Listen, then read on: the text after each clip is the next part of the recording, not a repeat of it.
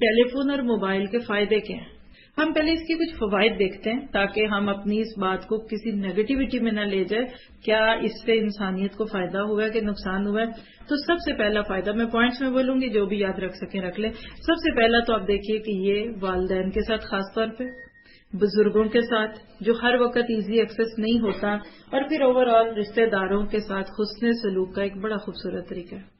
آپ بیٹی ہیں، اپنے گھر میں بیٹھی ہوئی ہیں، ماں آپ کی پیچھے ہے، نانی پیچھے ہے، ساس ہے، کوئی بھی، آپ ان کو جا کر ہر وقت دیکھ نہیں سکتی، ان کی خدمت نہیں کر سکتی، لیکن کم از کم ٹیلی فون پہ آپ ان سے بات کر کے ان کو تسلی تو دے سکتی ہیں نا.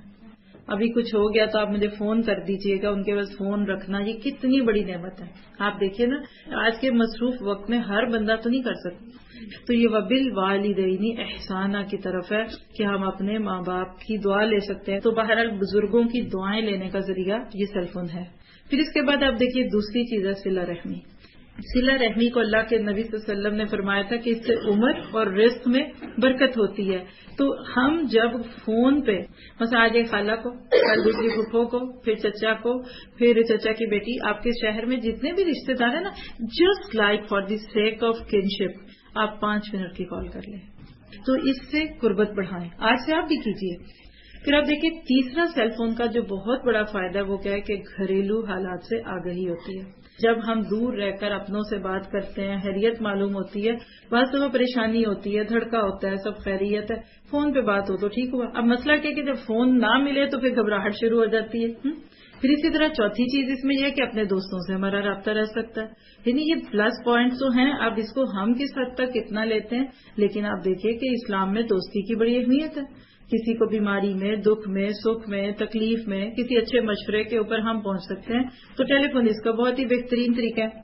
پھر ایک پانچویں چیز تعزیت. خدا نخواستہ کوئی مر جاتا ہے خاندان میں، فیملی میں، دوستوں میں، اب ایک بندے خود جائے، سارے چیزوں کو ہٹا بلا کے جائے. 3 دن کے اندر اگر آپ چلے گئے تو بہت اچھی بات ہے. اگلے کو سکون دے، تسلی دے، ان کے دکھ درد کو بانٹے. چھٹا فائدہ کیا ٹیلی فون کا، جو گھر بیٹھے اتنی بڑی نیکی میں اور آپ لے سکتے ہیں، اور وہ کیا ہے، مریض کی عیادت کرنا. اگر آپ کو پتہ چلتا ہے کوئی بیمار ہے، پہلے میسج پہ پوچھ لیں، گھر والوں سے بات کر لیں کہ جب یہ ٹھیک ہو سکیں فون تو میری بات کرائیں. تو ہر روز ایک بندے کو فون کر لیں. یہ جتنی باتیں بتا رہی ہوں اگر اس میں سے عمل کی باتیں نوٹ کریں نا تو ہر دن بس کسی ایک کو میسج کر لیں. کوئی بیمار ہے ان کو پوچھیں. آپ کو پتہ ہے کہ 70,000 فرشتوں کی دعائیں ملتی ہیں انسان کو عیادت کے لیے. جتنی دیر وہاں بیٹھا رہتا ہے جنت کے پھل کھاتا رہتا ہے. یہ احادیث آپ سب نے پڑھی ہوں گی. تو فون کو ذریعہ بنائے بیماروں کی عیادت کا.